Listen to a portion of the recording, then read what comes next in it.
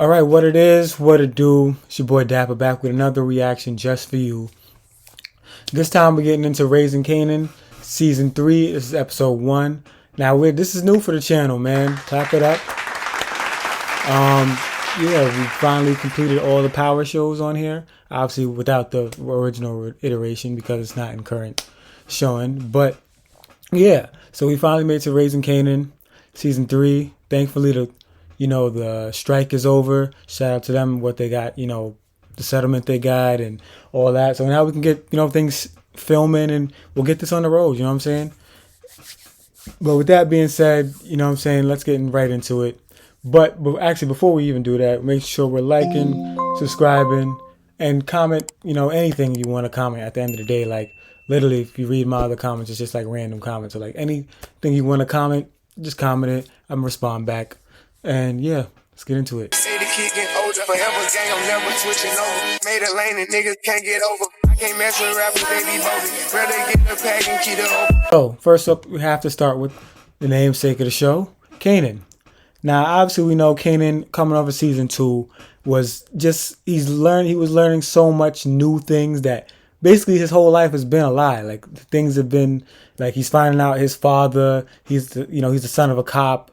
He's finding out his mom was lying. You know what I'm saying? He's finding out all kind of things that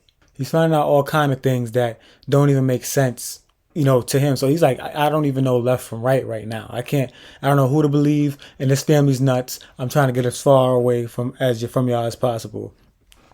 So with that being said, and because he's so mad and so like inside, like he can't help but keep telling everybody around him that, his family is no good, is no bueno. Like he's exposing his mom to everyone. Like he's like basically telling everybody, like famous, telling this person, that person, like not too many people, not no cops or nothing, but just telling anybody when he should keep that to himself, that like, my mom, my father not really my father not really DEFCON, it just keeps coming out because he's so emotional about it. He can't help but keep saying it. And that obviously will cause a problem because the wrong person hears that, they take advantage of that information, blase. You know what I'm saying? You already know Howard been doing his dirt, but we'll get to Howard in a second. So, with Kanan, there wasn't a too heavy, as far as big moments for Kanan, but we obviously know Kanan is trying to move out on his own. We see him and Famous there.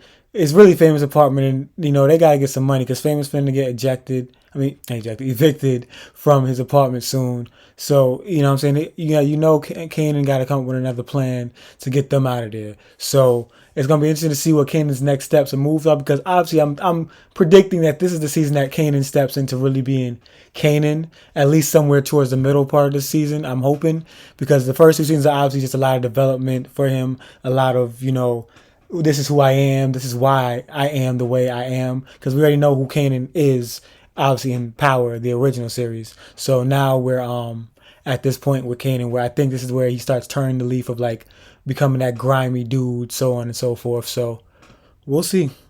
All right, here we got Rock. It's a wild picture of Rock, but we'll take it. The episode opens up for her with her getting questioned, because remember, we're coming off the back of the whole situation at Crown Studios. People died, got shot, they were attacked by the New Jersey dudes and so on and so forth. Remember, Neek saves her, and we'll get into that relationship with Neek in a second. But she's getting questioned, and basically with her getting questioned, she ends up calling Lou before she ends up getting questioned, rather. And she tells Lou, like, look, we're putting everything on Crown. Crown being the dude that got, shot last season. Quincy played him.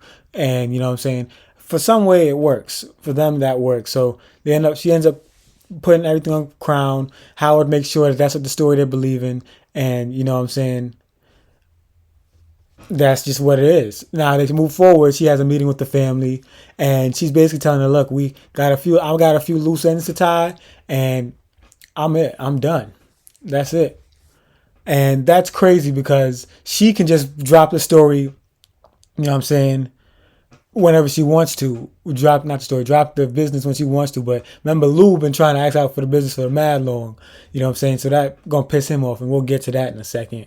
But You know what I'm saying? Because Kanan's at this meeting, like I said earlier, Kanan's exposing every time he gets this information about his mom. So he brings it up at the table. Because remember, Marv, her brother, who's at this meeting, doesn't even know that. Only person that knew that at the moment was Juke, and probably famous at that moment, and obviously Howard. So now she ends up having to tell Marv about the whole situation with DEF CON not being his father, and this, that, and the third. And now Marv is taking that information to heart. So that's pretty much that on that. But then lastly, you know, it comes. She has a meeting with Howard, and they meet privately. And basically, she finds out that look, this detective Burke chick knows everything about everything that is going on. And you know what I'm saying, she puts it in Howard's face like, look, that's on you. That's your people. You got to handle that. And Howard assures her he's gonna handle it, and we'll get to that. But that's Rock. All right. So we got Neek. Also, not a heavy. Isn't this a moment here for Neek in this episode? Not a heavy Neek episode. We obviously see Neek first. We see Neek come back. He gets back to the crib. This is pretty much straight off the back of him saving Rock from getting killed, pretty much. And then he comes back in the crib to find out his brother got out a few days early. And like 50 said, well, I mean, we'll touch base on his brother Ronnie a little bit, but like 50 said in the narration, his brother is the crazy dude that you stay away from.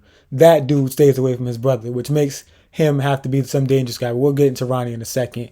So Unique comes back home. His girl's at home, and his girl's just like, yo, I'm not feeling comfortable here. Like, we got a child in the house. Your brother's a dangerous dude. I'm not feeling comfortable with Ronnie in the house with us. And he's like, yo, I'm going to handle it, so on and so forth.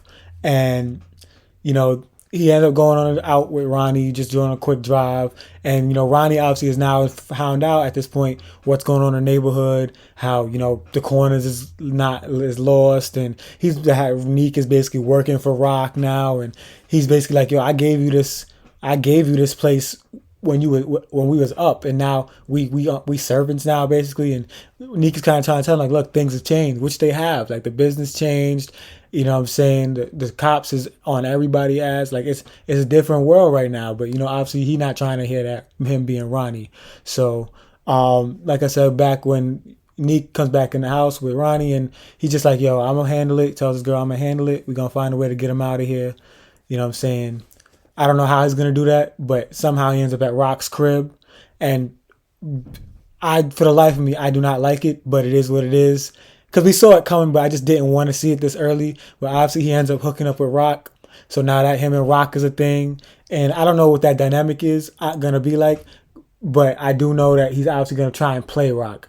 And I don't know who's gonna pick. I don't know if Rock's gonna pick up before he's able to pull the trigger, or if he's gonna pull the trigger and Rock's gonna have to be on defense. I think that's gonna be an interesting little storyline there. All right, just gonna real quick dive into the brothers. We got Marvin. We see Marv since the end of last season, been on like a new arc to try and kind of be like a better dad, a better person overall. Just because, you know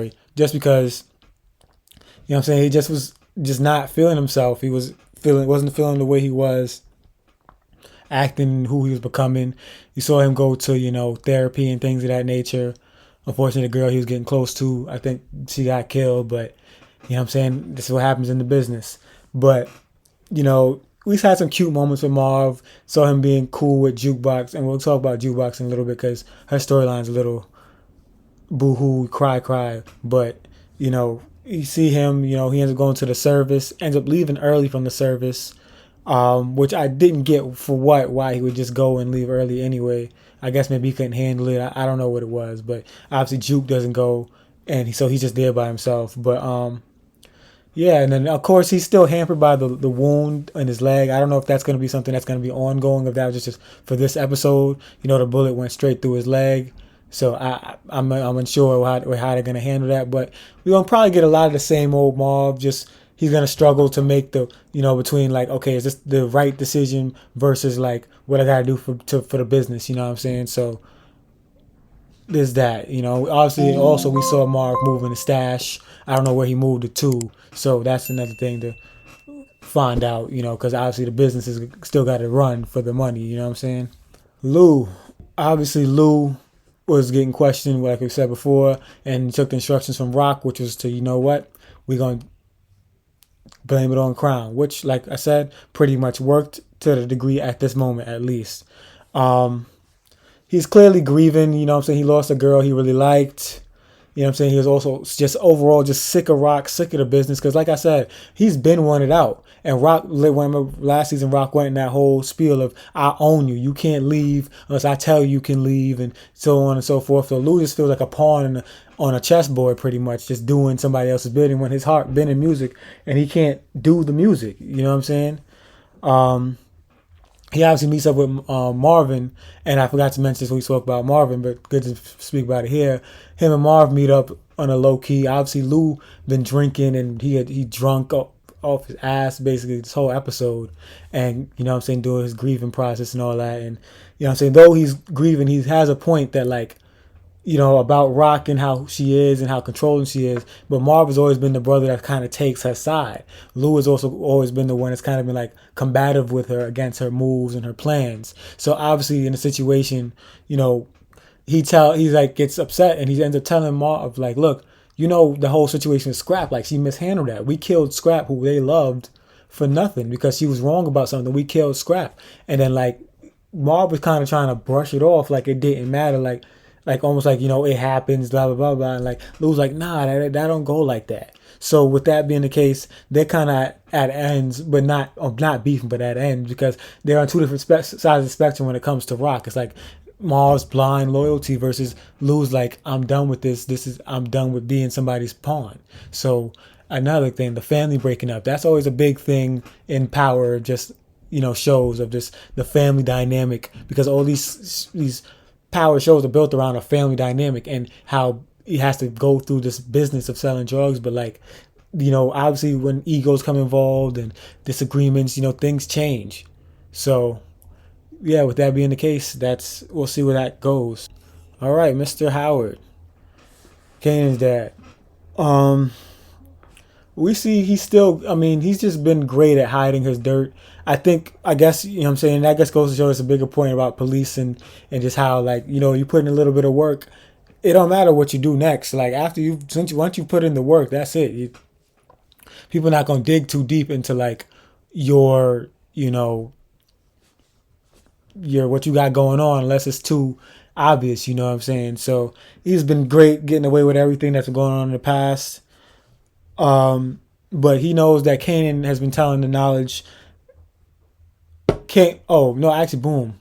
They had the family meeting, and you know, Kanan pulls up with Howard, and you know, basically starts telling Howard like, look, Howard and whatnot, that Detective Burke pulled up on him, and she basically ran off the whole spiel of everything, like how she knows it was Kanan that pulled up on him in the park, and she knows his relationship to Rock and who Rock was to him, and so on and so forth. So it's like, damn, Howard's like, yeah, gotta take care of her. So the big moment in the episode pretty much was Howard and Burke, and you know what I'm saying, it ended up with Burke's demise at the hands of Howard. You know, how the repercussions of this, we'll see. Howard looked like he took, you know, what he had to take from that scene and move on. But we'll see, because it's a dead cop. Well, I mean, she wasn't a former cop yet. She was suspended, but we'll see. All right, Burke, like we were just talking about, Burke. Nobody liked her. I mean, we get she was trying to do her job, and it's like I always said, it's a funny dynamic with Power, because it like they put you against the actual good guys, they put you on the side of the bad guys, but we make it seem like the cops are the bad guys when they're trying to stop like literal crime. But either way, she gets suspended in this episode because she's going too hard on you know, just Howard and things like that. Like, there's so much other things going on, and she's worried about Howard. So it ends up pissing off the captain. She gets suspended, and then they end up pulling up other dirt from her case and her relationship with Jukebox and all things like that. So that just ends up not looking bad for her. So she's basically on her way to losing her job in totality. And then to make things worse, she ends up losing her girlfriend too, because her girlfriend's like, yo, I can't do this anymore because I'm trying to move through life. I can't keep up with all this, your obsession with what's going on with the whole Howard situation, the Starks, blah blah blah blah. So she's like, she's gone. And then what ends up happening is she's in a lost in the sauce kind of situation, and then Howard ends up calling her for a meetup. And obviously she is a fool, because I don't know why you would think a meetup with Howard in the middle of nowhere would be safe, knowing he knows what you know. So she ends up telling Howard what she knows, which was obviously a lot. And then, Howard has to pull the trigger because, like, she just knows too much. And come to find out she was recording him on a tape recorder anyway. You know what I'm saying? So it was her time to go anyway. You just knew too much. You were doing too much. Had to go. Only thing I wish that happened here, and we'll get into Juke next, but, like, I wish they had a moment with Detective Burke with Juke before she leaves, because we know obviously in the first rendition of Power that Jukebox is a police officer, and I would assume that has something to do with Detective Burke and what she did for her a couple times, but maybe not. But I do know that it would have been nice to see them have one last little meeting before she ended up having a demise. All right, Jukebox, Laverne. So I wanted to touch base on her because her situation is so like, oops, let me check. Okay, yeah, her situation is so weird because she's not a part of the game, but she's unfortunately a part of the game. She's like that person that's just in between the game. Like, you know how usually, like, it's usually somebody's significant other that's just like in between the game, like they're not a part of it, but like unfortunately they're a part of it because of who they're connected to. That's pretty much Jukebox. Like, she's just a part of the game, but she's, she's not on the corner. She's not making deals or anything like that. So it sucks for her because she just wants to be a singer. She wants to live, and like nobody's giving her that chance to just be that because of who she's related to, what she has to deal with. You know what I'm saying? She's lost, the girlfriend in season 1. She lost the mom on the end of season 2. Even though she didn't really have a relationship like that. Like, to lose your mom is to lose your mom, you know what I'm saying? And then she's going to have to find out she lost Detective Burke, who did a couple good things for her. At least was a good person to her, at least. She didn't try to harm her, you know what I'm saying, like that. So it's just a innocent person going through like a terrible time, you know what I'm saying? And I just want to, her storyline actually really interests me. I know some people might watch and be like, oh, Juke is so dramatic, blah, blah, blah, blah, but it's like, her storyline actually interests me because I'm just like, where does she go from here? It's the least coordinated storyline. Like, I don't know where this is going to go. So that's going to be an interesting plot point. Oof. All right. I just brought up Famous Picture just to ask. Because people online are saying, does Famous give y'all Fiend vibes? Because, you know what I'm saying, the fact that Famous, they didn't even, the dude selling weed, that sells weed to Famous, didn't even trust Famous to sell weed for him because he doesn't trust him not to smoke it, is giving Fiend vibes. You think Famous ends up becoming a fiend? He has the face. And that's no shade to the dude that plays him, but he has the face. You know what I'm saying? So, I don't know. I could see it, but we'll see. Now, here's a picture of Ronnie. Now, obviously, we went over Ronnie a bit when we talked about Unique, but I just want to bring up the facts. Well, not the facts, but what happened in Power Ghost was they introduced a character that was supposed to be this almighty powerful person, and was to a degree, but we didn't see too much of her savagery. I would like to see Ronnie in savage moments. You know what I'm saying? I don't build him up to be like just on the same par as pretty much any other, opponent that the family has. Build him up and make him a problem. You know what I'm saying? That's what I want to see. So I'm hoping they carry through with that because I don't want to be disappointed again. Not that Ghost disappointed me, but just a little bit of a letdown because, like, if you're going to portray somebody to be badass, allow them to be that. You know what I'm saying? But with that being the case, with that being said, we are done with the reactions.